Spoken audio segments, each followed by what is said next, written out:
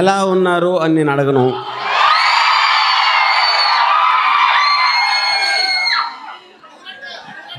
భోజనం చేశారని అసలు అడగను. నేను చెప్పేది జస్ట్ నా లైఫ్ మొత్తం ఉన్న ఫిలాసఫీ ఓన్లీ 2 lines. మీ చావు మీరు చావండి, నా చావు నేను చేస్తాను.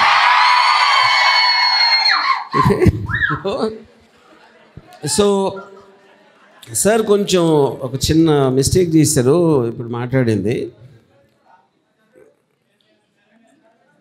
డేంజరస్ సినిమాకి ఎల్జీబీటీకి ఏం సంబంధం లేదు.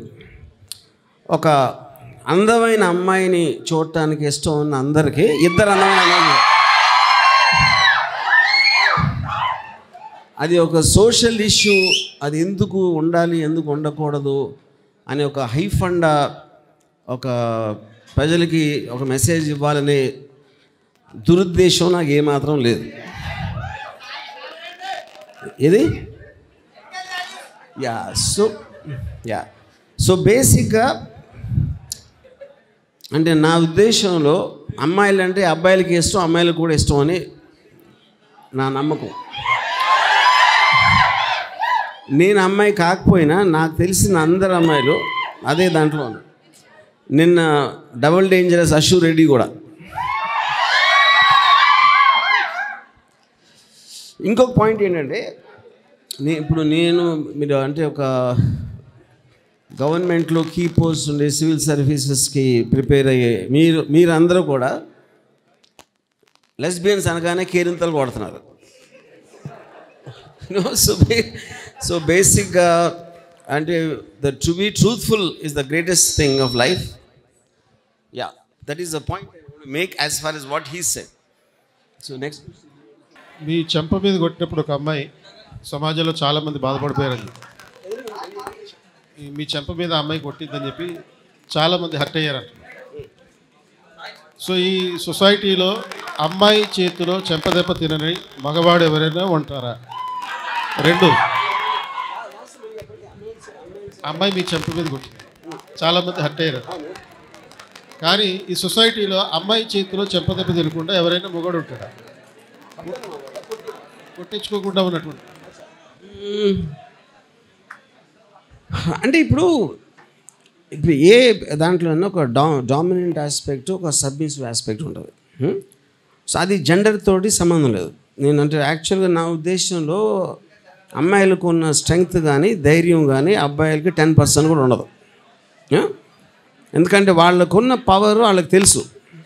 ఇప్పుడు మీరు మనుషుల్ని పక్కన పెట్టి ఇప్పుడు అంత పెద్ద సింహం కూడా ఆడసింహం ముందు పిల్లిలాగా అయిపోతుంది. ఆల్రెడీ డిజైన్ చేసాడు, నేచర్లోనే ఆ డిజైన్ ఉంది నేను ఆస్పెక్ట్లో.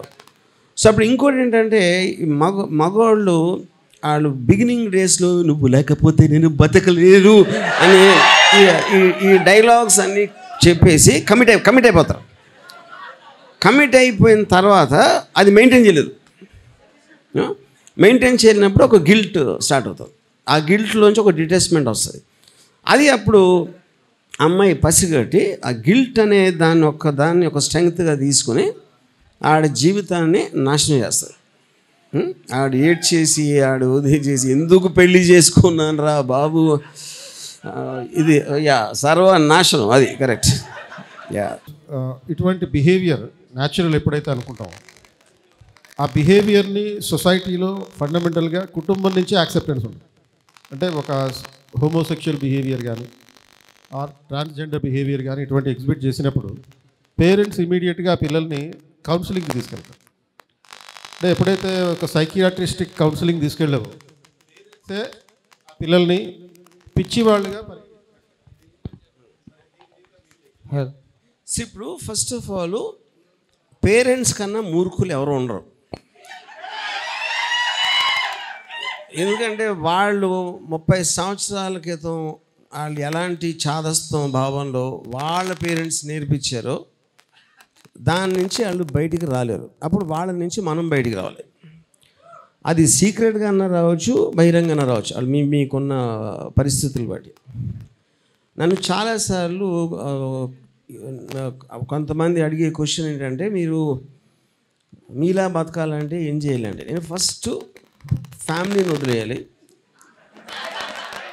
సెకండ్ దేవుణ్ణి వదిలేయాలి, థర్డ్ సమాజంలో ఏ నా కొడుకు ఏమనుకున్నా కేర్ చేయకూడదు, నాలుగోది ఎడ్యుకేషన్ వదిలేయాలి.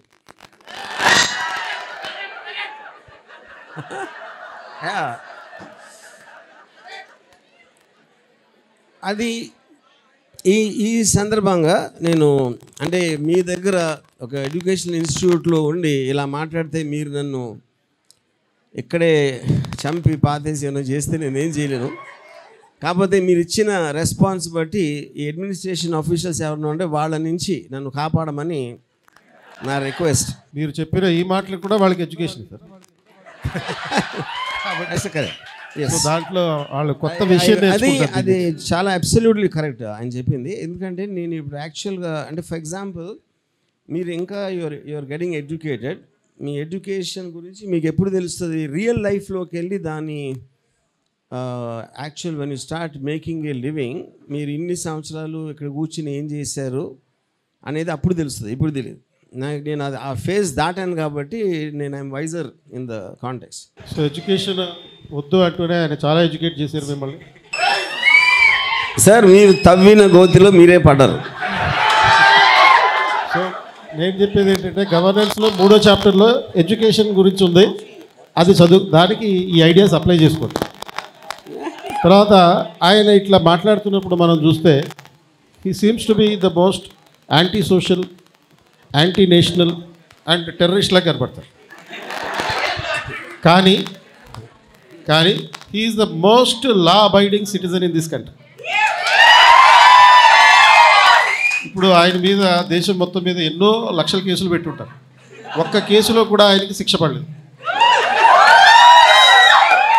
సో దట్ ఇంకోటి నేను ఇంత మాట్లాడుతాను అమ్మాయిల గురించి, నేను ఒక్కనే మీటూ క్యాంపెయిన్లోకి రాలేదు. That's the biggest thing, yeah. That's because I genuinely from the heart have a tremendous respect both for women and sex. So మరి ఇంత లా అబైడింగ్ సిటిజన్గా ఉన్నటువంటి మీరు చట్టం గురించి ఏమైనా తెలుసుకుంటారా, లేకపోతే ఏమైనా స్టేట్మెంట్స్ ఇచ్చేది?